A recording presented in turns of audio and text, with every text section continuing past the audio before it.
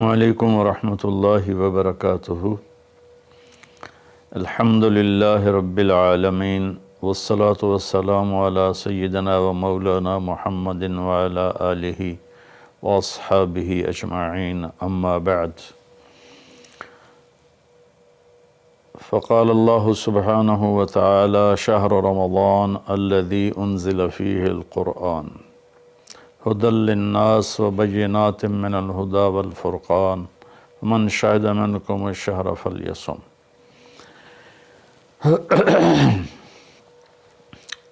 میرے محترم بھائیوں، دوستوں، بہنوں، بچوں، بچیوں، عزیزوں، جو سن رہے ہیں اور جن تک میری بات پہنچے گی، تو اللہ تعالیٰ نے جیسے دنیاوی سیزن بنائے ہیں، جیسے عید کا موقع تاجروں کے لیے سیزن ہے، بڑی عید کا موقع تاجروں کے لیے سیزن ہے، ایسے مختلف قسم کے تہوار دنیاوی دینی جو آتے ہیں تو وہ تاجروں کے لیے سیزن بن جاتا ہے اور ان کی سیل بڑھ جاتی ہے، منافع بہت زیادہ ہوتا ہے۔ تو اسی طرح اللہ تعالیٰ نے بخشش کے بھی سیزن بنائے ہیں، جس میں سب سے بڑا سیزن وہ رمضان المبارک کا مہینہ ہے۔ اللہ تعالیٰ نے اس میں روزے کو فرض کیا۔ یا ایھا الذین آمنوا، اے ایمان والو، کتب علیکم الصیام، تم پہ روزے فرض کیے گئے ہیں۔ روزہ چونکہ اوکھا عمل ہے، خاص طور پہ لمبا روزہ گرمیوں میں، تو اس کو ہلکا کرنے کے لیے اللہ نے کہا ما کتب علی الذین من قبلکم، کہ تم گھبراؤ نہیں، تم سے جو پہلے تھے ان پر بھی ہم نے روزہ فرض کیا تھا۔ اور میں تھوڑی وضاحت کر دوں، ان کا روزہ ہم سے بہت مشکل تھا۔ ان کا روزہ 24 گھنٹے کا ہوتا تھا، افطاری سے افطاری، سحری کوئی نہیں، افطاری کھا لی بس ختم، اب اگلے دن کی افطاری، 24 گھنٹے کا روزہ ہوتا تھا۔ ہمارے اوپر بھی 24 گھنٹے کا روزہ فرض ہوا۔ تو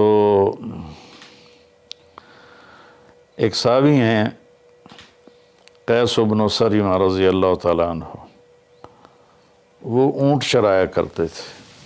اونٹ چرا کے واپس آئے تو ہوتا تھا مغرب کے بعد نیند آ جائے تو آنکھ کھلنے پر اگلا روزہ شروع ہو جاتا تھا۔ تو وہ تھکے ہارے لوٹے، گھر میں کچھ نہیں تھا۔ بیوی نے کہا تم بیٹھو، میں تمہارے لیے افطاری کا سامان کہیں سے لے کر آتی ہوں۔ وہ باہر چلی گئیں، یہ لیٹے، تھکاوٹ کی وجہ سے نیند آ گئی اور اذان ہو گئی، روزہ کھولنے کا اعلان ہو گیا۔ تو بیوی اندر آئیں تو وہ سوئے پڑے تھے، تو کہنے لگے ہلکت یا سریمہ، سریمہ بن قیس، قیس بن سریمہ یا سریمہ بن قیس، ہلکت یا سریمہ۔ ان کی آنکھ کھل کے کہا کیا ہوا؟ کہا دوسرا روزہ شروع ہو گیا۔ تو وہ تو بڑے پریشان ہو گئے، ظہر کی نماز میں شریک ہوئے تو بے ہوش ہو کے گر گئے۔ تو آپ نے پوچھا کہ اس کو کیا ہوا؟ تو عرض کیا گیا یا رسول اللہ وہ مسلسل دوسرا روزہ رکھ رہے ہیں، افطاری میں کھایا کچھ نہیں تو اس کی وجہ سے بے ہوش ہو گئے۔ تو آپ کو صدمہ ہوا تو اللہ نے اس پر ہمارے لیے یہ ایک سہولت اتار دی کہ تمہارا روزہ ہم اوروں سے الگ کر دیتے ہیں۔ وہ کیسے الگ کر دیتے ہیں کہ احل لکم لیلۃ الصیام الرفث الی نسائکم ہن لباس لکم وانتم لباس لہن۔ اور اس میں ایک پابندی یہ بھی تھی کہ میاں بیوی کا ملاپ نہیں ہو سکتا، کھانا بھی نہیں کھا سکتا، روزہ جو شروع ہو گیا۔ تو اللہ تعالیٰ نے یہ آیت اتاری کہ اچھا ہم آپ سے یہ پابندی ہٹاتے ہیں، آپ کے لیے رات کو بیویاں بھی حلال ہیں، کھانا بھی حلال ہے، افطار کا وقت، صبح صادق کا وقت شروع ہونے سے پہلے آپ دوبارہ کھا سکتے ہیں، 3 دفعہ کھا سکتے ہیں۔ تو اللہ تعالیٰ نے ہمارا روزہ ان سے مختلف بنایا، لیکن پھر بھی آج کا دور ہے، مشقت ہوتی ہے، بھوک، مثلا میں زیادہ دیر فاقے سے رہوں تو مجھے شدید سر درد ہو جاتا ہے، اب سر درد کو بھی نبھانا اور روزے کو بھی نبھانا وہ اتنا مشکل ہو جاتا ہے کہ دعائیں مانگ مانگ کے روزے کا ٹائم پورا ہوتا ہے۔ تو اس لیے اللہ نے کہا کما کتب علی الذین من قبلکم، کہ تم سے پہلوں پر بھی روزہ تھا لیکن وہ ہم نے ایسا رکھا تھا، آپ کے لیے یہ آسانی والا رکھا ہے کہ آپ کے لیے ساری رات کھانا پینا بیوی حلال ہے۔ پھر آگے ایک خوشخبری سنائی لعلکم تتقون، کہ اللہ کی طرف سے جب لعل ہوتا ہے تو وہ یقین کے معنی میں ہوتا ہے، انسان کی طرف سے جب لعل ہوتا ہے تو شک کے معنی میں ہوتا ہے۔ تو اللہ تعالیٰ نے کہا کہ جب تم روزے رکھو گے نا، جیسے روزے رکھنے کا حق ہے تو تمہیں تقوی نصیب ہوگا، اور اگر تمہیں تقوی نصیب ہو گیا تو قرآن ہی سے ہم سنتے ہیں کہ تقوی پر اللہ کیا دیتا ہے، من یتق اللہ یجعل لہ مخرج ویرزقہ من حیث لا یحتسب، کہ جو تقوی اختیار کرتا ہے اللہ بے شمار قسم کے ڈپریشن اور ایک دنیا کی دوڑ نے ہماری لائف کوالٹی بہت خراب کر دی ہے، چیزیں بڑی اعلیٰ ہو گئی ہیں، سواریاں بڑی اعلیٰ ہیں، لیکن لائف اٹ سیلف کوالٹی اس کی بڑی پور ہو گئی ہے، بہت خراب ہو گئی ہے۔ تو اللہ تعالیٰ فرماتا ہے کہ من یتق اللہ یجعل لہ مخرج، تو جب کہیں اس پر تنگی آئے گی ذہنی یا ظاہری یا باطنی تو اللہ اس کو راستہ دکھائے گا، اللہ ہاتھ پکڑ کے اس کو اس مشکل سے نکال کے باہر کھڑا کر دے گا۔ وَيَرْزُقْهُ مِنْ حَيْثُ لَا يَحْتَسِبْ، اور اسے وہاں سے رزق دے گا جہاں سے اس کو وہم و گمان بھی نہیں ہوگا۔ تو حضرت مقداد رضی اللہ تعالیٰ عنہ پیشاب کرنے بیٹھے، فاقے سے بے حال تھے، ایک چوہا اپنی بل سے نکل اور 1 دینار اس نے باہر رکھا، پھر 2، پھر 3، پھر 4، یہاں تک کہ 19 دینار اس نے اپنی بل سے نکال کر ان کے سامنے رکھ دیے۔ وہ بڑے حیران پریشان ہوئے، یہ کیا ہوا؟ انہوں نے وہ استنجے سے فارغ ہو کر وہ اٹھائے اور اللہ کے نبی کے پاس لے کر آئے، یا رسول اللہ یہ میں پیشاب کرنے بیٹھا ہوں اور چوہے نے یہ 19 دینار میرے آگے رکھ دیے۔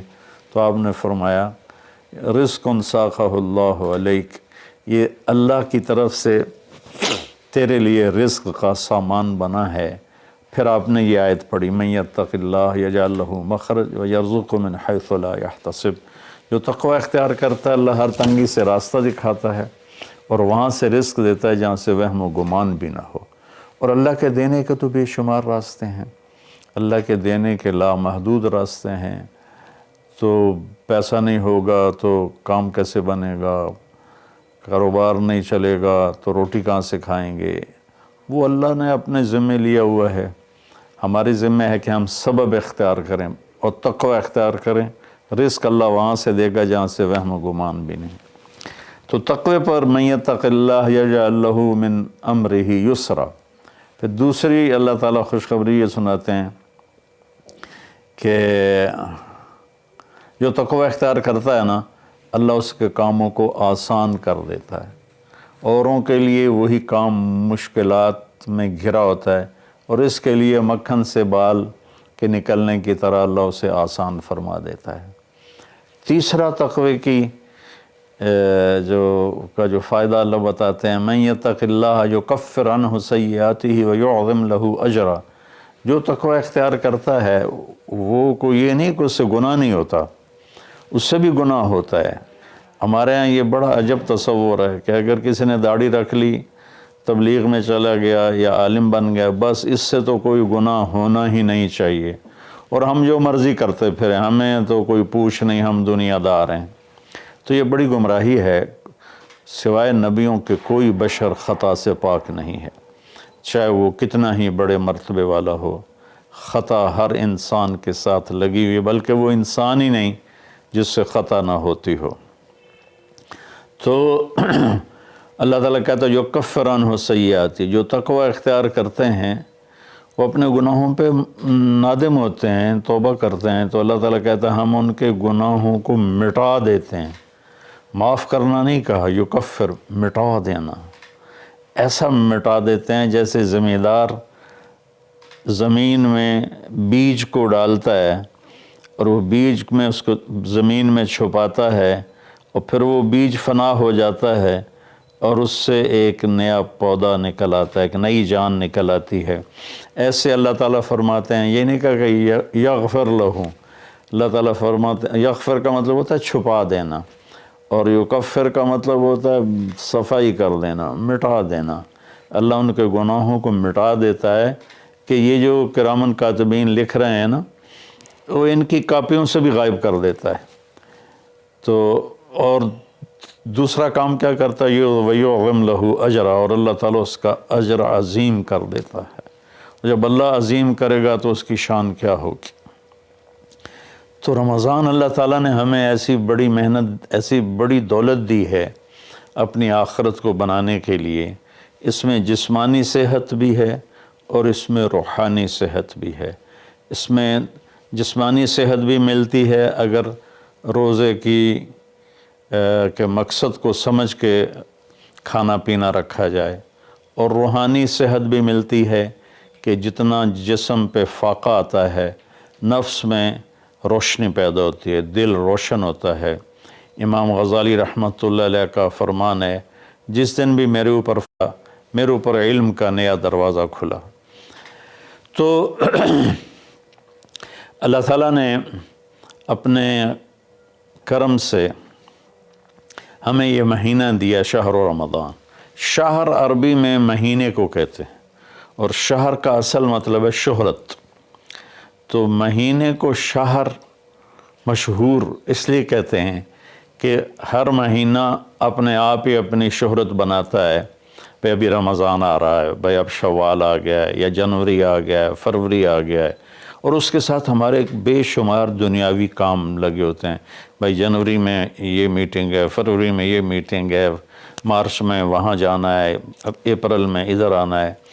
تو ہماری بہت ساری باؤنڈنگ ہوتی ہے مہینوں کے ٹائمنگ کے ساتھ، اس لیے یہ مشہور ہوتے ہیں۔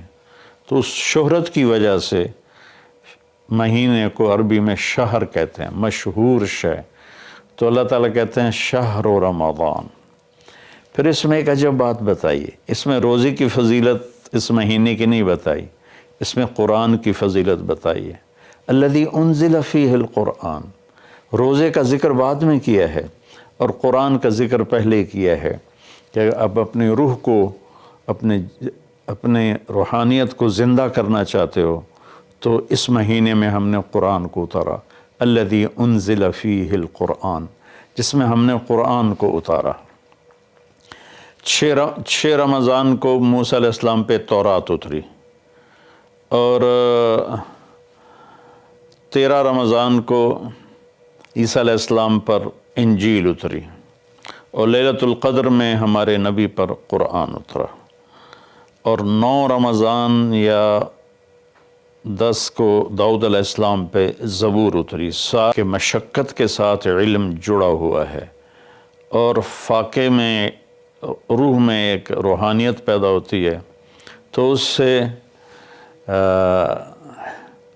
اللہ تعالیٰ کی طرف سے وہ بہت کچھ ملتا ہے۔ تو اس میں اللہ نے کہا انزل فیہ القرآن، تو اس میں اشارہ ہے کہ رمضان کی عبادت قرآن بناؤ، جتنا قرآن پڑھ سکتے ہو۔ ہمارے ایک ساتھی ہیں مولوی ثناء اللہ، وہ سارا سال ہی 3 دن میں قرآن ختم کرتے ہیں، اور کبھی کبھی ایک ہی دن میں سارا پڑھ لیتے ہیں، اور کبھی 2 دن میں پڑھتے ہیں، لیکن ان کا عام معمول ہے 3 دن میں قرآن ختم کرتے ہیں، سارا دن قرآن پڑھتے رہتے ہیں۔ بنگلہ دیش میں ہوتے ہیں، ہم رائمنڈ میں اکٹھے پڑھتے تھے۔